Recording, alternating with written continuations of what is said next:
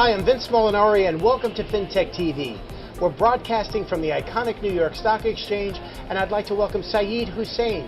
Syed is a serial entrepreneur currently serving as the founder and CEO of SHIZA, where he is building for a post-labor economy where humans will own their AI and monetize their novel human intellect. My goodness, Syed, welcome. Thrilled to have you here. With that introduction, there was so much that we have to unbundle in there. Start me off. Tell me about, behind SHIZA, the name itself. That acronym means something important. It does. So the acronym SHIZA, what that stands for is Shared Human Intellect Zonal Agents. And what we mean by that is you've heard a lot today about agentic solutions, AI-based agents.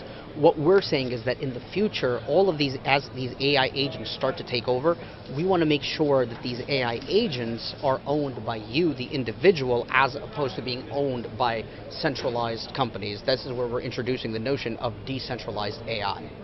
So I love the concept. When you talk about that, it's really somewhat to me the epitome of Web3 really, and the sovereignty of self and your own personal data.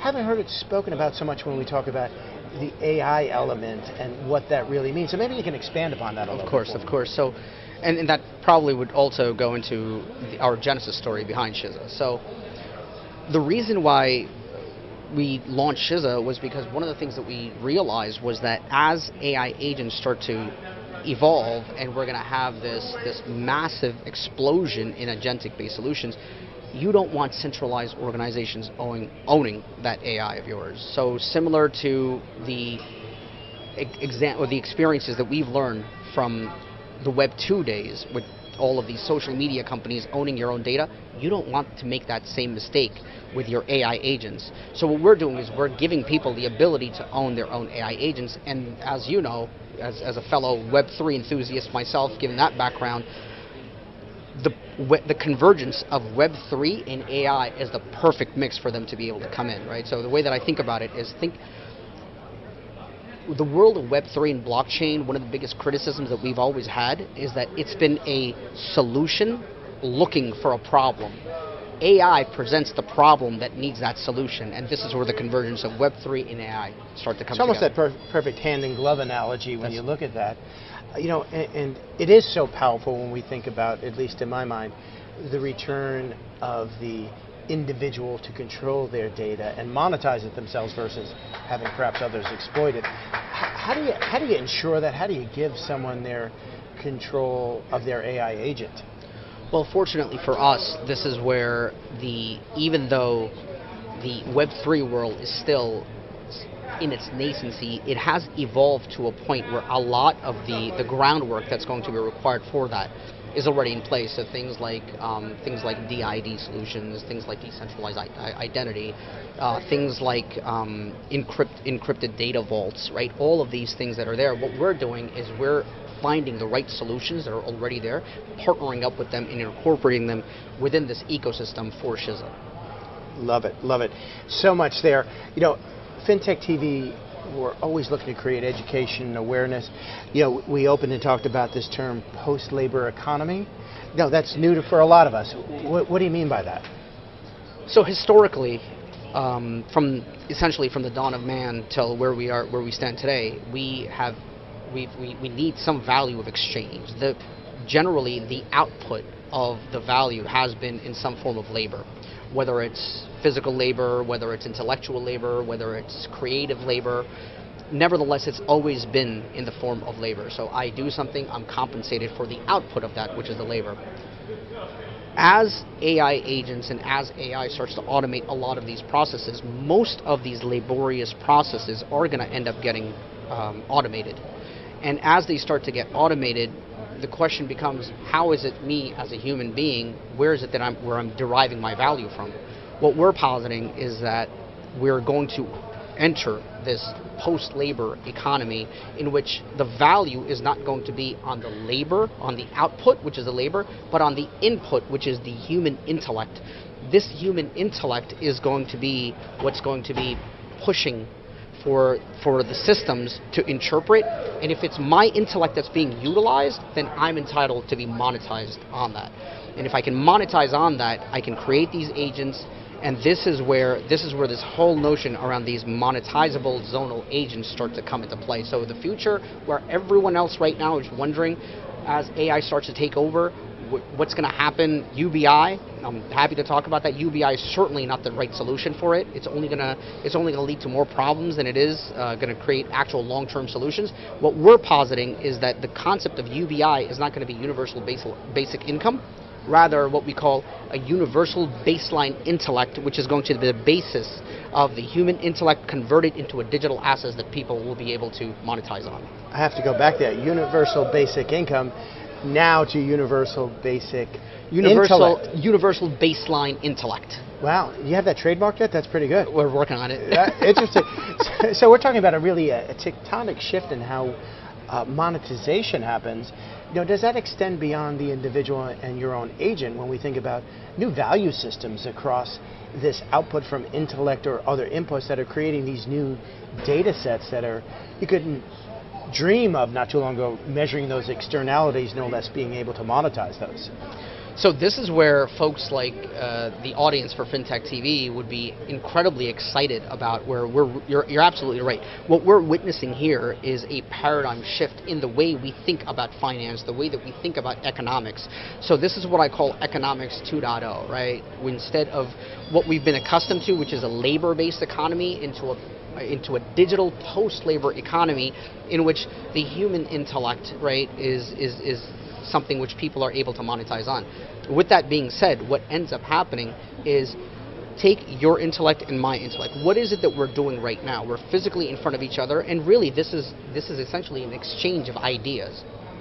Tomorrow, it's not going to be the physical Vince and the physical Syed sitting in front of each other and having this conversation, but rather our digital agents that are going to be having conversations Mine will be with the one slightly another. Slimmer one, okay?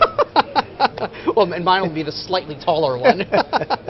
So you're going to be in a world where people are able to have their agents interact, and if their agents are interacting with one another, then they are entitled to being compensated for it. Just like how corporations have employees, individuals will have their own agents. Those agents then will be able to converse with one another, be able to transact with one another. This is where the Web3 rails come into play. And as you're doing it, you can start to really use your imagination to thinking how this world, where this promise of decentralized autonomous organizations, these DAOs, start to come into play, where humans will be able to be entitled to those. Fascinating. I want to weave two things together here and get your take on it, Syed. So, kind of starting with maybe the state or status of AI overall, but what I'm learning from you here, we have so many of these conversations of AI displacing so much jobs, et cetera, et cetera. Your kind of pathway is this integration of AI with the intellect that is kind of symbiotic versus displacing. So, love if you can expand upon that a bit. Look, so I'm not gonna sit here and pretend like there's not going to be any sort of a displacement, right? There absolutely will be a displacement, and I would even go as far as saying there is going to be destruction, right? Far out destruction of existing economic systems and existing industries. But then, if we go back, what we also realize is that destruction is the key ingredient for creation. So there's going to be displacement, and which is going to lead to destruction of existing industries, which will then lead to the creation of new novel industries. And as we've been talking about with Web3, with these emerging bleeding edge technologies that are starting to come into play, these new industries, these new paradigm shifts that are going to be happening, what we're looking to do is position SHIZA to be laying the groundwork or the foundational infrastructure for that future economy. I got to weave a couple of questions together here as we're getting tight on time. But we talk about decentralized AI, kind of why is that important, and somewhat selfishly, I'd love to hear your thoughts on some of the applications within FinTech, and how does this all come together? Sure. So I'll address the latter part of your question first. so SHIZA was actually born out of one of my previous companies that I was running called the Zero Trust Network, which was building an institutional marketplace that utilized zero knowledge proofs. And as we were building that, one of the things that we wanted to do was we wanted to build a predictive engine on top of that. But the cost for infrastructure was so significant that we had to sort of put the brakes on it. That was until this watershed moment with OpenAI and GPT 3.0 came into play. Once that happened, then I was like, oh, let me start building essentially a GPT wrapper around it. As I built that out, I started to realize that if I'm able to do this so quickly, there's going to be just an avalanche of these agentic solutions that are going to be coming down. So we started to build that out, and then I started thinking about the second and third order effects of what this would lead to, which would be these agentic solutions would lead to the automation of tasks, which would lead to the automation of processes, and eventually the automation of jobs. So then we started to focus on building out this economic system, these economic rails around that, and that was essentially the genesis behind SHIZA. So the core premise of SHIZA was to be, the first use case was automation of existing financial processes. So things like due diligence, things like doing your research. And then it became, we took it one step further, which was the automation of tasks, right? So introducing the notion of actions within that research. So, okay, I've done this. The next step is that I need to actually execute on it. Well, introducing this concept of agents to be able to execute on those. So the applications, both within fintech and beyond, are whatever it is that can be automated, whatever it is that you can actually put any kind of logic behind, and then once you start introducing this notion of what we call an LLM agnostic solution, where you're not just dependent on a single LLM like an OpenAI, but I can marry the best of the best, marry an OpenAI with a Gemini, with an Anthropic, right? Take the best of those, and then tie that in with your own LLM, what we call an individualized language model or an ILM. Marry that. This is where the real power starts to come in. Well, so much there, and I love LLMs and talking about large language modeling, and now we've got ILMs and individual language modeling. We'll have to have you back again, Syed, to go through some more of this at a deeper level, but absolutely a delight to have you here. Thank and you very much. Congratulations on the progress with SHIZA. By the way, I have to say this, we're coming out of stealth next week. You heard it here first at FinTech TV. SHIZA coming out of stealth. Be back again soon. Thank you, Vince. Thank you.